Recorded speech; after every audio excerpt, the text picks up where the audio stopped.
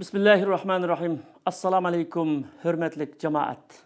Sizlerge Allah Taala'nın güzel isimleri degan bir kitapni tanıştırman. Bu kitap 2020 yılı birinci qatim nashr qilingan. Undan keyin 2002 yılı qayta yana nashr qilindi bu kitap. Endi bu kitap asasen Allah Taala'nınki isim sıfatlarini tunuşturdu. Tunuşturgandan keyin her bir isimde biz nimelerni ügünemiz degan mavzularımız var. Bu kitapnınki asas mundericisi men dep berey. Allah Taala'nı tunuş barcha ilimlerning beşi. Aql Allah Taala'ga başlaydı. Aqlning rolü. Aql Allah Taala'nın tunuşning qurali. Tasodifilik, tabiat, Allah Taala'nın isim sıfatları, Allah Taala'nın isim sıfatlarını bilishning zururligi, Allah Taala'nın isim sıfatlarını bilishning faydaları, Allah Taala'nın isim sıfatlarının güzelligi, Allah Taala'nın isim sıfatları bilen dua qilish, İsmul Azam. Onundan keyin Allah Taala'nın güzel isimleri dep Allah Taala'nın bir qancha isimlerini bayan qilgan. Endi buningda bu eserni tayyorlashda asaslık noktalık 5 manba asas kılıngan. Allame Salman Audi'nin Ma'allahil İsmul A'zam ve Qadiyat Esmaullahul Husna namlıq əseri. Allame Muhammed Ratib Nablisi'nin Mevsuati Esmaullahul Husna degan meşhur əseri. Doktor Ömer Eşqar'ın Esmaullahi ve Sıfatuhu namlıq əseri. Muhammed Mahmud Necdi'nin En-Nehcül Esma fi Şerhil Esma. En-Nehcül Esma fi Şerhil Esmaullahul Husna namlıq əseri. Ali İbn Cabir El-Feyfi'nin Li'ennekallah namlıq əseri. Muşu eserlerden paydalanıp kılındı. Peygamber sallallahu aleyhi ve sellem'nin Allah'ın 99 ismi var. Kim ki ulanı sanısa cennetke kirdi dep körsetkenligiga asasen ulemalar Allah Taala'nın 99 ismi var deydi. Ama köp sallık ulemalar Allah Taala'nın isim sıfatları hakkında kelgen sahih hadislerge asaslanıp Allah Taala'nın isimleri 99 isim bilen çekinip kalmaydı.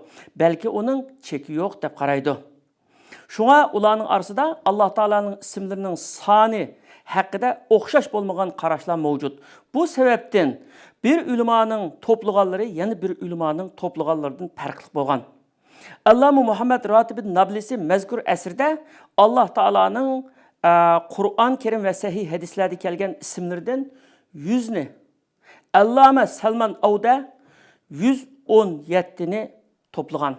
Biz bu kitapta Salman Auda'nın esir bilen Muhammed Ratib Nablisi'ninki esirdeki Allah Taala'nınki isim sıfatlerinden toplap Kur'an-ı Kerim'de kelgen isimlerden 101, hadislerde kelgen isimlerden 17'de şunun olan 118 isimni bayan kılgan bulduk.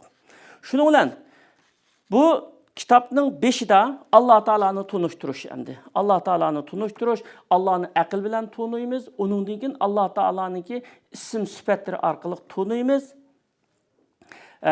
Allah Taala'nın isim sıfatlariga şuna şunda muhtaçmiz Allah'ını tunuş için. Onundan keyin Allah Taala'nın her bir sıfatlarini bayan kılgandan keyin şunun akısıyla bu isimden nimelerni ügünemiz deganni Hüccetül İslam Ebu Hamid el-Gazali'nin İhya Ulumuddin degan esirden paydalanıp onu çıkardık. Onundan keyin eserinin en ahırda Allah'ın 9 ismi tefsili bayan kılgan. Bunu hayatınızı Allah'ın güzel isimleri bilen nurlandırın degan mevzuda anlattık. Muşu mevzunu ahırkısını tayyorlashda Ali İbn Cabir El-Feyfi'nin Li'ennekallah namlıq əsirdən özləşdirdik. Yani bu kitaptan. Bu kitaptan Allah Taala'nın 9 ismini bazı qıssalar bilen, təsirli qıssalar bilen, şərhləri bilen ma kitaptan paydalanıp ahırkı mevzusunu ma kitaptan özləşdirib aldıq. Qalan aldıdakini asasen yuqorqi 5 kitaptan paydalandık. Endi bununki her bir ailede ballarımızga okutup, ballarımızga çöndürüp mesela Allah'ın isimlerini ügütüp, onun bu isimde nimelerini ügünümüz deganga o'xshash bunda bir dars qilib o'qishninki nihoyat foydali ekanligini his qildim. Shunga Ramazon munosabati bilan musulmon xalqimizga bizdan bir hadiya deb shuni taqdim qilyapmiz. Alloh o'z dargohida qabul qilsin va bu kitobni bütün musulmonlarimizga manfaatli ilmlar qatoridan qilib bersin. Amin. Hammaylar aman bo'linglar.